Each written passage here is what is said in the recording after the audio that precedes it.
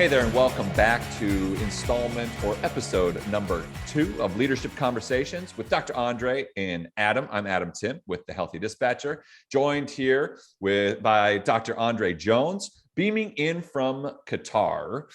And how are you doing today, Dr. Andre?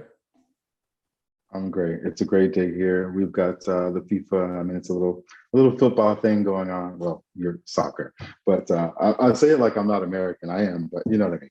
But it's cool. The draw is tonight, so everyone's all excited about who's going to be playing who later in the World Cup. And being part of the medical command center here, it's pretty exciting, uneventful, thankfully. But yeah, that's my day. Yeah, and you're beaming in from the other side of the world. It's about 9 a.m. here Pacific time in Los Angeles for me. And what time is it there in Qatar? It's about 7 Arabian Standard Time. Yeah, it's late. Not late. I mean, we're starting Ramadan, the religious season here starting tomorrow. So it'll be pretty active tonight as people start preparing for that.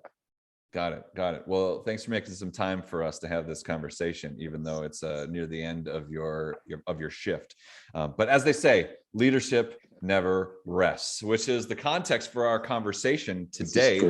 So last episode, we talked about, from a high level perspective, organizational health, organizational culture, why it matters for organizational commitment. We talked about Dr. Andre's research paper, his PhD study around job demands and organizational commitment at a 911 center. And today we want to do a deeper dive into what it means to be a leader. We're going to talk about being a leader from wherever you are. We're going to talk about informal leadership versus formal leadership. And we're also going to talk about how to be resilient, how to be prepared, and how to be a better leader just in general.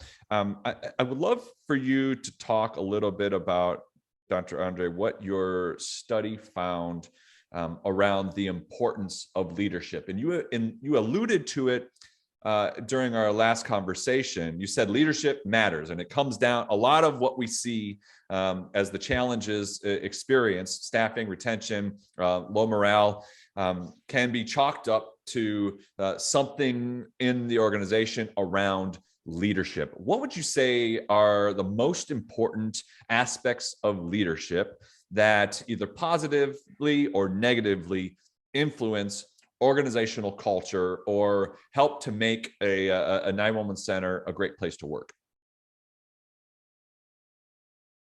Yeah, as we all know that organizations that we work in, and I've worked at many across the world, are very, very similar. And it's not clear why it is that we have this dysfunctional family, sometimes toxic work relationship with each other.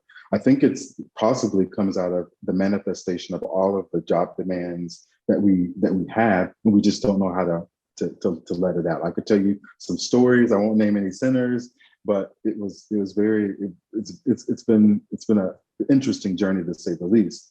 All to say that in my time, from a front line all the way up to the supervisory staff, even myself being an informal leader before I was a former leader, did not come without its challenges. Like yourself, Angry Adam, I was General Jones. And I was a training officer, and people sent people to me when they wanted them to be terminated because they knew that I knew every SOP and that everybody, by God, was going to do exactly what was required of them, or they wouldn't be. I mean, we're saving lives, right? So you want people to be able to follow, policies and procedures. We'd have commanders that would say they knew by the tone on the radio who was the captain in the dispatch center that day. If it was me, there were no extra breaths. There was no, I was hard. But, I took the job very, very seriously. And it wasn't until something happened within the organization where a leader, if you want to call him that, really changed the dynamic of the organization, trying to institute an initiative that I didn't agree with, that it really had me take a step back. And for that, when it relates to organizational commitment, it basically told me this, is that when you're no longer in a position that you feel like you cannot follow your leadership, that's when you question whether or not you should actually be there. Because a lot of people, when they resign, they're not leaving the family environment, the job itself. A lot of people, according to the research, especially in 911 centers, don't leave the job. they leave the organization, a lot of which go on to other 911 centers. There's so many communities where there's so many like right next to each other. It's very easy for them to do. So the dynamic is very important. And when I did this research, I really felt like there was something going on in New Orleans that was like, wow, what's going on with the leadership there? Because everyone's positive, and it's because of the mnemonic they use called show up, that Mr. Tyrell, the director there, really speaks of, and makes everyone feel like they are a leader. And I think that's so key, because we find that as a manager or a leader yourself, you're really trying to get out initiatives. You're trying to get work done. People understand the vision and the purpose.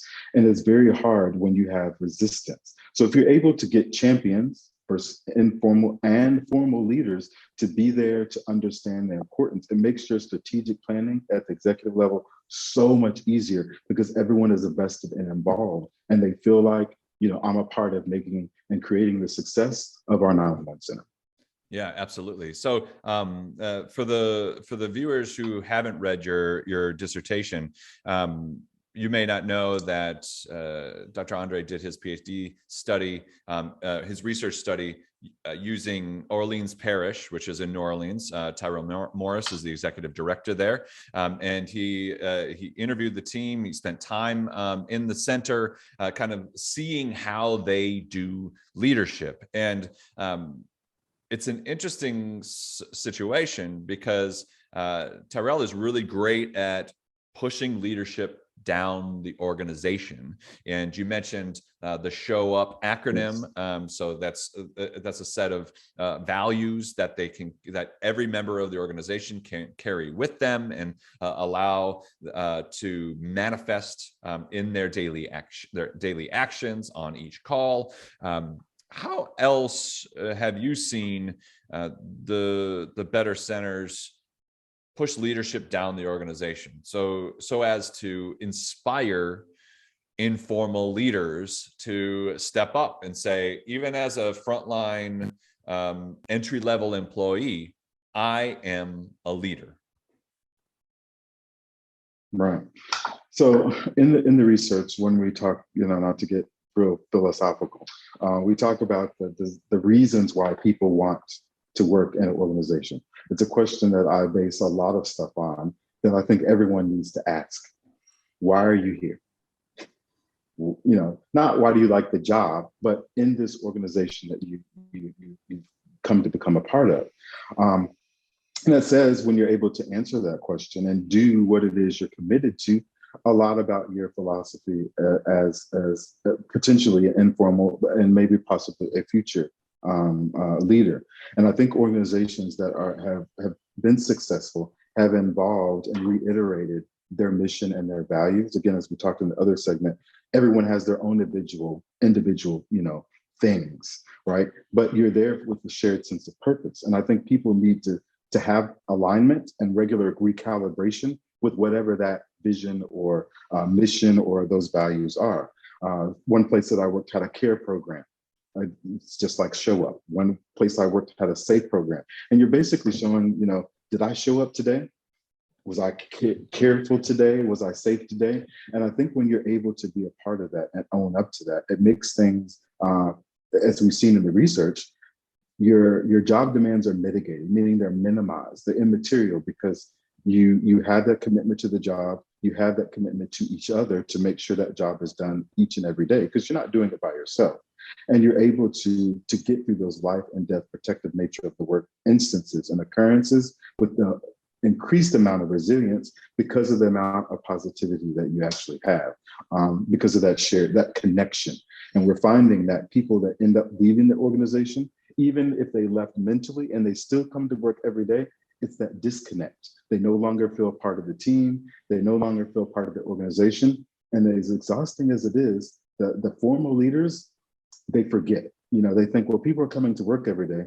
And the reality is, it is not enough. We need to feel like, beyond the picking up the phone, dispatching, that there is an extended purpose. Yeah, absolutely. And the best centers are great at providing that context in all the ways that you just described, through frequent mentions of it, through one-on-one conversations, through every single interaction. There is something valuable in that interaction. And I would assume, I've never been in your center, I've never seen you work, but I assume that each interaction that you have with your team, you bring that energy, that intentionality into those interactions. Can you give me an example of that happening for you in particular? Yeah, I try to make all the interactions very, very meaningful. And now that I'm in quality patient safety and focus on risk management and the profession side, being even disconnected from the day-to-day operations of the floor, it's really about the relationships that I've established over time being here, and the understanding that if people approach me, one, I'm listening, and it's a discussion. It's not always me, well, this is what you need to do. It's really trying to understand what they're telling me, and then being able to come up with some type of solution to their problem, or just listening. Sometimes people just want to, they want to be heard. And I think that that's very important. Listening to understand rather than listening to respond or solve people's problems is definitely something that we as leaders need to do more. Absolutely. So if I want to be a leader, so I'm fresh in this profession. Some might call me a baby dispatcher, and I see that that I want to step into my leadership persona. What are some important skills, attributes, things that I can develop? Because we see that in the memes, leaders are readers, leaders are committed to their own personal development. They are first leading themselves first before they can step into an organizational role at leadership. Like, what does all that mean? Is it just the fodder for the meme cycle, or is there something true there? And what can someone who sees themselves as a leader or would like to be a leader someday, where do they start? No, it's not just, I can't think of the word, so many words in my mind. But no, I really actually believe that. When I was back in my baby dispatch days, dispatching was not really something I wanted to do. I wanted to go into medicine or political science, and I kept changing because of the disorganization related to those areas. Another story. But I really felt when I really got to the point that, I'm in this profession, I want to stay. I want to be a manager. So, par for the General Jones aspects of my life, when anybody who was supervisory or management above me, I was there, I was out to get them. On the good side, it was really about learning, being in those situations where you felt like there was something that they were doing which was not beneficial to the organization, meaning their leadership and their organizational styles. And I did the opposite of that. And I also decided that if I was going to do this, I wanted to develop myself. So I started, pursuing education. I got my first bachelor's, then another master's, then another master's, and a PhD. And I'm actually considering a PhD.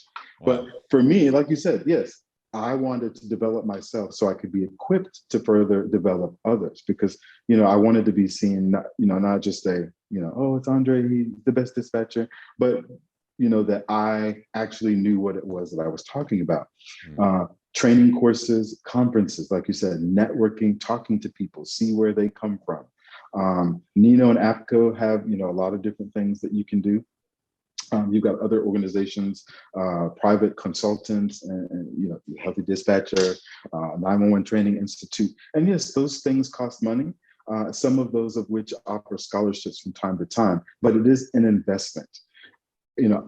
As we say sometimes, I can't count your pennies. I don't know what it is that's going on with your money, but I believe in my heart that if it's something that you really want to do, the money that you may be spending on Uber Eats or a new iPhone or whatever, that could be investment in your future as a future leader. So those things that you definitely want to work on are those things that can be learned, a lot of which are in courses, also experience. But for me, I think the most thing that we really need to as leaders start working on, the leadership skills comes along, but definitely emotional intelligence and interpersonal intelligence, which is something new I just learned about.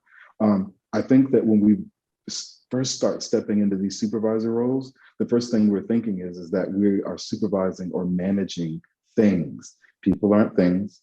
Supervision and leadership is all about the people, and you have to be people centered, which means you have to know how to work with people. And if you can't work with yourself, know yourself, manage your mind, you're going to have a tough time. Yeah, that's so important. You mentioned interpersonal intelligence. I heard it called relationship intelligence, or RQ. They're saying there's EQ, which is emotional intelligence RQ, quotient, okay.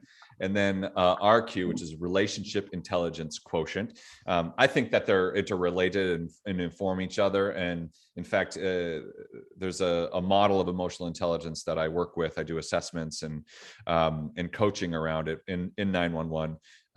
Interpersonal relationships is one of the sub skills of the larger umbrella of emotional intelligence. But I love calling it out because some of us might think that we're emotionally intelligent, which means we may be very self-aware. We may be able to regulate ourselves well. We're good at impulse control, but we don't apply it very well to our relationships. So we say, well, it's not actually anything unless you have this other dimension of intelligence. Not that I don't mean that it's not anything. It's just that all of these things matter a great deal around being the best. Do you leader. find with the work that you've done that those people who have that emotional intelligence are better? Because we're going to obviously talk about resilience. Do you think that they're better equipped and functioning as a healthy dispatcher, if you will, when they have that? Absolutely. Yeah. And I've found that the less effective supervisors, so the less effective in a formal leadership role, tend to be low on empathy, low on impulse control. So the model of EQ that I use has 15, breaks down emotional intelligence into 15 skills. And they're all seen as skills and behaviors that we're either using right now or we're not using as much. And when you take the assessment, it shows you where you fall in relation to the general population. And so you can see that your higher scores indicate an increased use of this skill or behavior compared to the general population, or a decreased use of this skill or behavior. And to think of empathy as a skill is interesting in itself. And to think of emotional expression as a skill in itself, and to think of impulse control as a skill. So if you notice, like, those are specific skills. Interpersonal relationship skill is being able to form mutually beneficial relationships that are win-win for both sides, for those on both sides of the table. Those who rank high in empathy, impulse control, interpersonal skills, who are supervisors in 911, are more effective. They're also much more humble, I've noticed in my conversations. Yes. They're less defensive.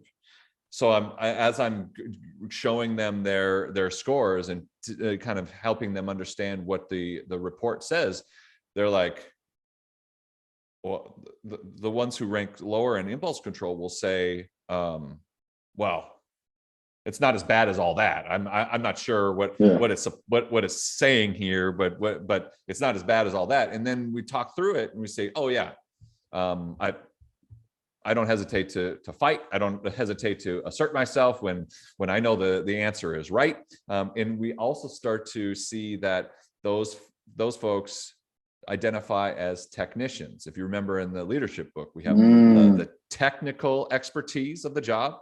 If you're a good dispatcher, if you're a good call taker, you may not be the best adaptive leader. There's a difference between adaptive leaders and technical leaders. We're looking for adaptive leaders, and adaptive leadership is everything that we're talking about in this conversation today. Yeah. Do you find, or did you ever examine that the degrees of emotional intelligence change over time? Meaning, you have a supervisor, they could be very adaptive, but 5 years from now, 6 years from now, they're no more empathy, no anything. Yeah, absolutely. And I think that's a danger. And it goes back to the research on emotional intelligence that shows emotional intelligence being a set of skills and behaviors that you're using or not using. Even if you take the assessment and find you're very skilled in this area, it means you're using these skills and behaviors now. if you do not continue to practice using those skills, as with anything, they're perishable.